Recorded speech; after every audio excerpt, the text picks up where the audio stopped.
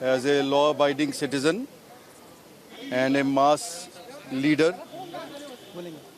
Mr. Anil Deshmukh had willingly, voluntarily appeared before the Enforcement Directorate yesterday. High court ने उनको permission दी थी कि वो अपने वकील के साथ पेश हो सकते हैं। वो अपने वकील के साथ कल पेश हुए। सुबह 11 बजे के करीब वो वहाँ पहुँचे और रात को 12:30 बजे तक उनके साथ जो भी सवाल जवाब हुए उन्होंने जवाब दिए और 12:30 बजे उनको अरेस्ट कर लिया गया।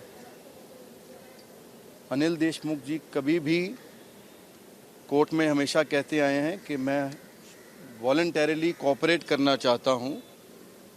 सिर्फ इतनी ही गुजारिश की है उन्होंने कोर्ट से कि इन्वेस्टिगेशन फेयर हो, इम्पार्शियल हो, ऑब्जेक्टिव हो और अपने राइट्स को एक्सरसाइज करना, कॉन्स्टिट्यूशनल रेमेडीज़ को अवेल करना, सुप्रीम कोर्ट में रिट डालना, हाई कोर्ट में पिटिशन डालना, ये हर सिटीज़न का संवैधानिक कॉन्स्टिट्यूशनल राइट है, संवैधानिक अधिकार है। उनकी रिट पिटिशन आज भी सुप्रीम कोर्ट में पेंडिंग है और उसकी सुनवाई अब आगे 10 तारीख को एक बैच ऑफ मैटर्स के साथ नियत है।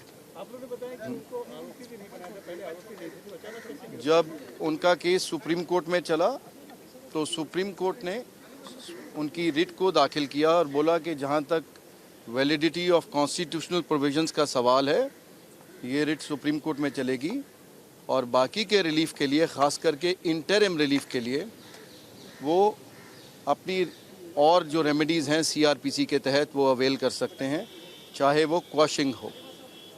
तो सुप्रीम कोर्ट की लीव एंड लिबर्टी के साथ उन्होंने हाई कोर्ट में पिटिशन दाखिल की और उन्होंने ये मांगा कि इन्वेस्टिगेशंस फेयर और ऑब्जेक्टिव हों और जो संबंध इशू हुए हैं वो ऐसे लगता है जैसे किसी मंद भावना से हैं।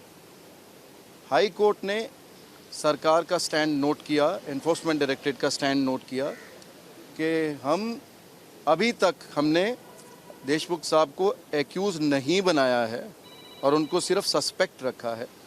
हम उनको मौका दे रहे हैं कि वो अपनी बात को एक्सप्लेन कर सकें और इसमें कोई भी मेलाफाइडी नहीं है।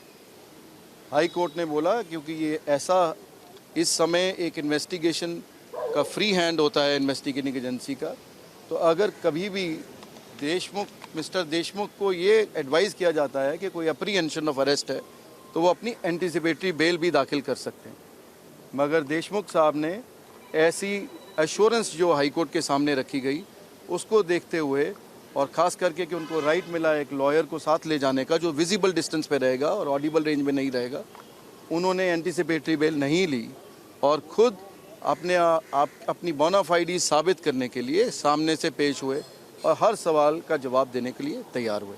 आज You also questioned the CBI involvement and you also stated that the case was supposed to be given to the CBI, not the ED. ED came on its own accord.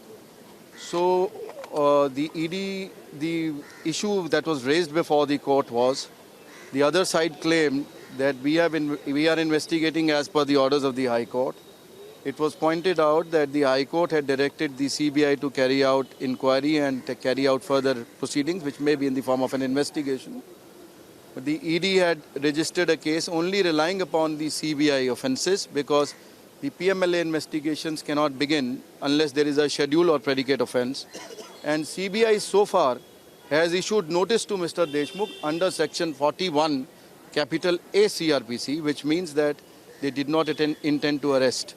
So we had argued that if the main agency had not sought to arrest, so where's the question of, where's the need or necessity to arrest?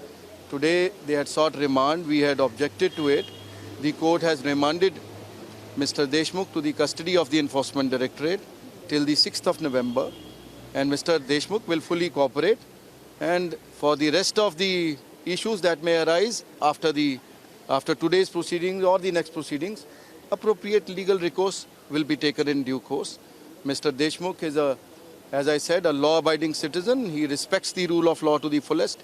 He will render all due cooperation and assistance and will never shy away from calling a spade a spade.